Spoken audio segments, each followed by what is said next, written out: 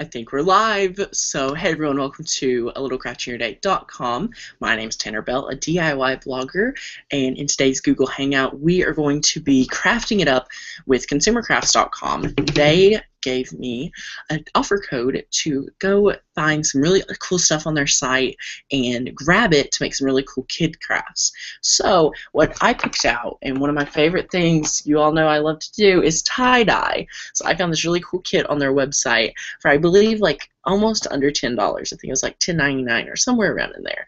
And you can make up to 30 projects. Is that not crazy? Over 30 projects or around 30 projects, and you're going to have so much fun doing this with your kids. So that's what we're going to craft up today. And also, you just need the kit, some water, and a few other tie-dye materials that I know most of you have laying around the house. And then you want some stuff to tie-dye. So I picked up this hat on consumercrafts.com. I thought it was a really cool hat, and it was just really inexpensive. Another thing you can tie-dye is a tote bag. I found this tote bag over on consumercrafts.com too. And last but not least, one of my favorite things to tie-dye is just a t-shirt. So t-shirts are really cool to tie-dye, and I do these quite often. So that's what I think I want to tie-dye on video today. So first you want to remove the labels or anything like that, and I think I want to tie-dye a hat today. So I'm just going to tie-dye this really neat hat. First thing I'm going to do is take off the tag. And before we start tie-dyeing, I want to go over some stuff that I like to have while I'm tie-dyeing. So a few things I like to do is have sometimes a wire rack. I either like to have a wire rack or some paper towels on my surface to absorb up the excess dye that comes off of my project. So I really like to have paper towels on hand, especially when you're tie-dyeing with kids, which most of you all can do today.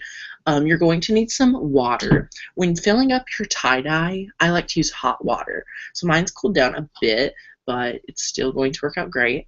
And I believe that's it. Sometimes if you're going to be a really big tie-dyer, I like to have just a really good pair of reusable gloves. But the tie-dye kits always come with a pair of gloves.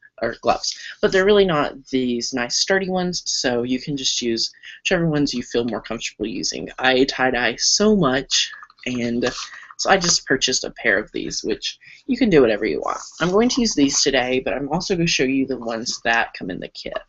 So I'm going to put my gloves on first, and then we're going to talk about the kit. So they call this a kit because you get tie-dye, you get everything you need. So I'm going to open it up for the first time, and you're going to find all kinds of different colors of dye. And one cool thing is you get so many colors, but you don't have to use all these colors in one go around. I'm just going to open up this right here, and you get 5 different colors of dye, which is really neat. And you also get look at this, you get tons of these gloves, and I keep these gloves so the adult always can wear a nice pair of gloves, and the kids can wear these because these are great for kids. You can throw them away after you're done using them, and I love them. You get a pack of rubber bands. These are super important, and you want to keep these and hold on to these because you're going to want to rubber band your projects and have that ready to tie-dye, because these rubber bands are one of the core things to have when tie-dyeing. So I'm going to set those over to the side, and actually get 2 packs of rubber bands. These I found are super high quality rubber bands, and I like to keep my extra for another tie-dye project. So I like to keep a lot of stuff from these kits from Tulip because they have so much cool stuff. And then you're going to see these really weird packages, and you're going to be like, what is these? Well, if you order this kit, you get extra. So if you run out of yellow, you can add more of this and then add more water and have more yellow dye. But I don't know if you noticed or not, it already comes with dye at the bottom of the bottle. So that really helps out a lot. So what we're going to do is try to pick out what colors I want to use today. I think I want to use... I think I want to do a red and a yellow, or red. I always do red and a blue. So maybe let's do green and yellow. That's a cool colors. I like those colors. So now you also get in here is an inspiration package. And I love using this project guide to come up with ideas and come up with new ideas and whatnot. So here it is. And you can see all these different ideas that you can do here. You know, a bullseye, a swirl, the ombre, the crumble, you know, whatever you want to do. And these are for mostly shirts, but all tie-dye works on anything that is 100% cotton.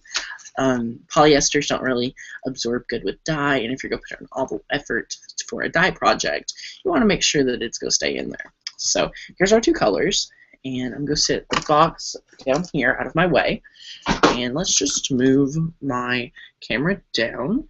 And I have, what you can see here is my paper towel, and I'm wearing just a t-shirt that I do not care about because you don't want to ruin any nice clothes.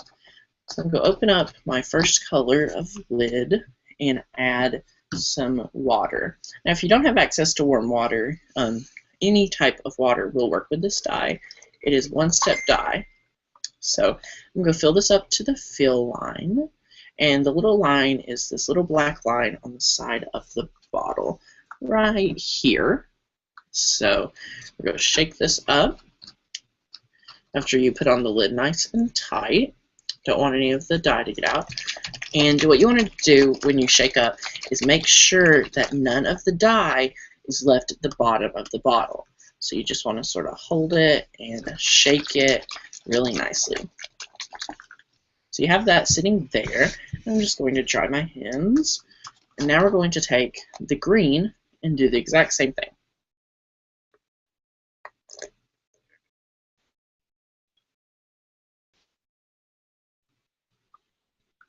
Okay, so you fill it up to the little line right there, close it off again, and just shake. So sometimes colors are harder to get all the dye off the bottom. You can push it up against another hand and it'll come right off. So now we have two colors nice and ready to go. So next thing you're going to want to do is make sure your surface is nice, and after your two dye colors are ready, or you could use all 5 colors if you wanted, you want to take what project you're going to dye with your kid. They can pick it out, and you can be like, are we going to freestyle this with dye? Are we going to try to rubber band some sections? You know, what are we going to do? So I'm thinking I picked this hat because I noticed it was easy to move this part right here, which is really cool to tie-dye with. So I'm going to open this part back here up, and I think I'm going to sort of rubber band maybe here and maybe here or something like that. So I'm going to remove my gloves for a minute. I probably won't really need them too much for this project because it's easy to tie-dye, and I don't really care to have a little on me. So we're going to grab our rubber bands right here, and you only need a few at a time. So take that, and the little things are in my way. And I always like to rubber band before I wet my project. I always like to wet my project because that keeps the dye absorbing into the fabric a little bit better. You always want to make sure you wet your project. So here is this, and then we're going to rubber band another time, maybe right here. So things in my way. So just rubber band this up, and whenever you feel your rubber bands are nice and tight, I always make mine super tight. And this part you can help the kids out with. Like up until now, I always like to help the kids that I'm tie-dyeing with out and just make sure that they do it right because I want them to have the best project and be proud of something really cool. So I'm going to add one more rubber band. But then after you do this part, you let them dunk it in water and go to town. They can add all the colors they want. They can do whatever because there's no real way to mess up tie-dyeing unless you use polyester materials or you don't follow the directions. But there's super simple instructions, and I love how Tulip gives you all the right instructions right on the box and in the technique section. They give you tons of tips. So here's this, and now you might be thinking, well, Tanner, this looks really weird and this is not a hat anymore. What we're going to do is we're going to wet our fabric, And I have a pot here with water in it. I just use room temperature water. You can use room temperature water. I would not use hot water. I would just, get it damp and then wring it out. You just want it to be a little bit damp. So, as you see here, it's a little bit damp, and we're going to remove this right here. Now we're going to take our drying rack that I picked up at mine at the dollar store. I'm going to lay it here, and now you're ready to tie-dye. I like to hit this right like this, so when I open the cap, the dye sometimes will go over your hands. But if you're wearing gloves, you'll be okay. I'm going to start out with some green right here, really nicely. I just like to press in some sections, and you don't ever have to go too close. I like to go about 1 inch from the rubber bands because I don't want it to go into any other color area. I'm just dyeing this here, and I love that the dye really gives a nice tie-dye effect most of the time.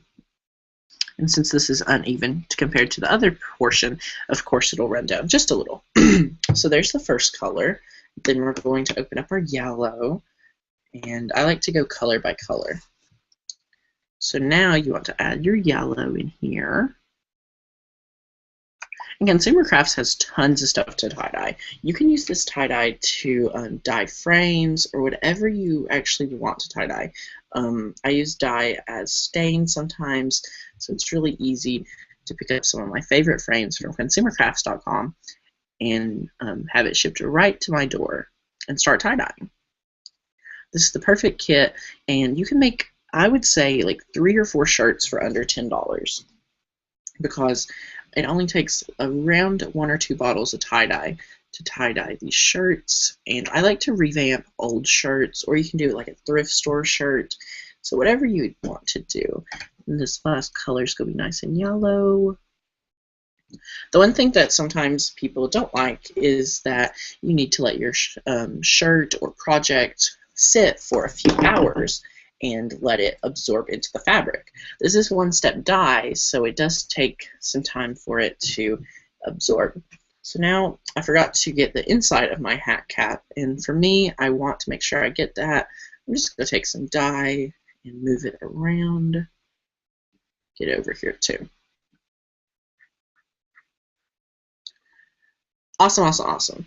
So now I'm going to wrap this up in some plastic wrap and let it sit for 4 to 8 hours, or what I like to do is let it sit overnight.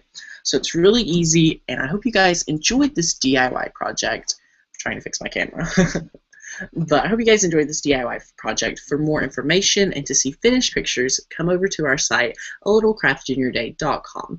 I want to thank Crafty Hangouts for providing us with this hangout, and I want to thank Consumer Crafts. For more information about Consumer Crafts and all the craft deals they have, just check them out at consumercrafts.com. Hope you guys have a great day, and thanks for watching. Bye!